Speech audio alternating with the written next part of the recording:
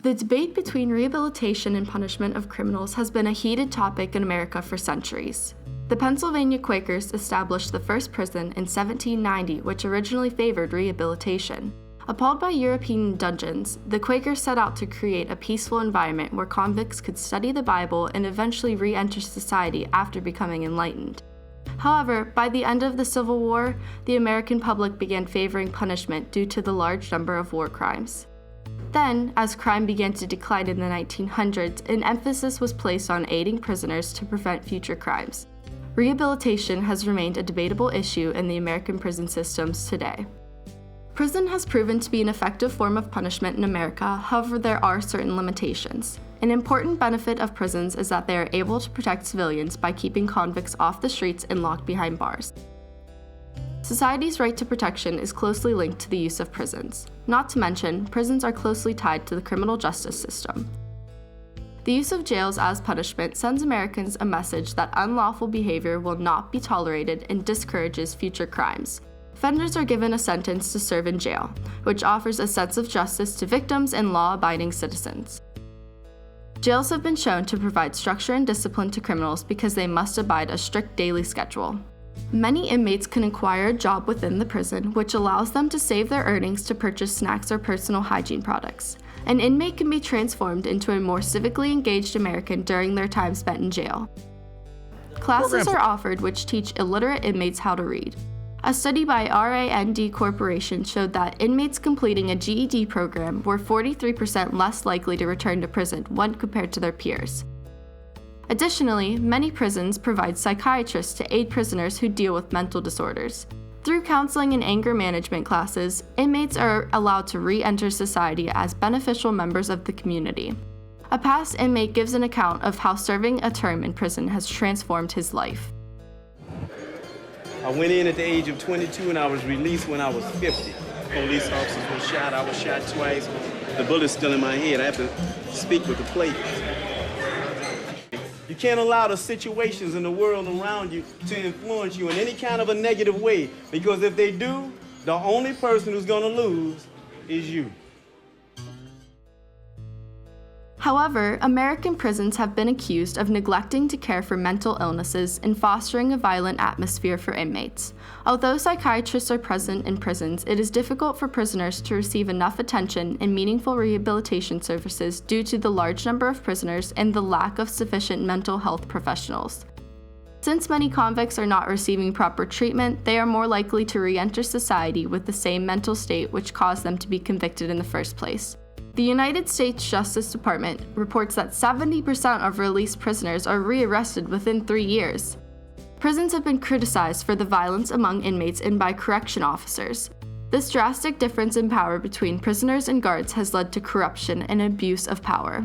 The physical and psychological damage as a result of prison prevents them from successfully re-entering society. An alternative to the prison system is the use of rehabilitation clinics. Most commonly, drug and alcohol abusers are given the option to plead guilty and enter a treatment center rather than serving a prison sentence. The goal of these programs is to treat varying addictions and mental illnesses, which allows newly reformed prisoners to start a new life free from crime. Another benefit of rehabilitation is that the treatment is far less expensive than imprisonment. The Institute of Justice reports that taxpayers pay approximately $39 billion a year towards prisons. Rehabilitation treatments ranges from $1,800 to $7,000 for one client versus $30,000 to $60,000 to incarcerate one inmate.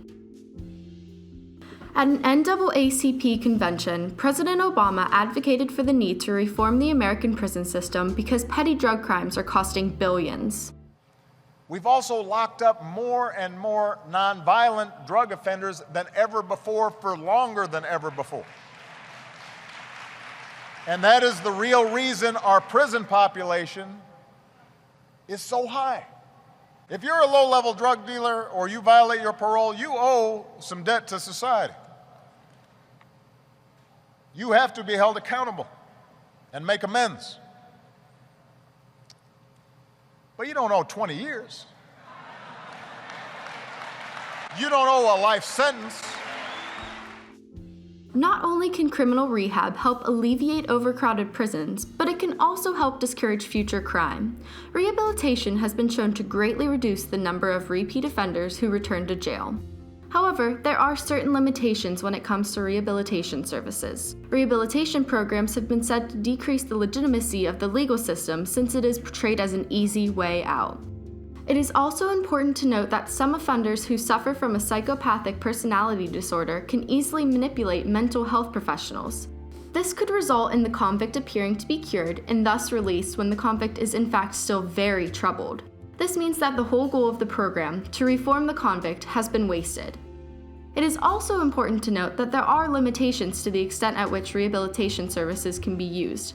Americans generally oppose the option of rehabilitation for murderers because they do not want a killer to re-enter society.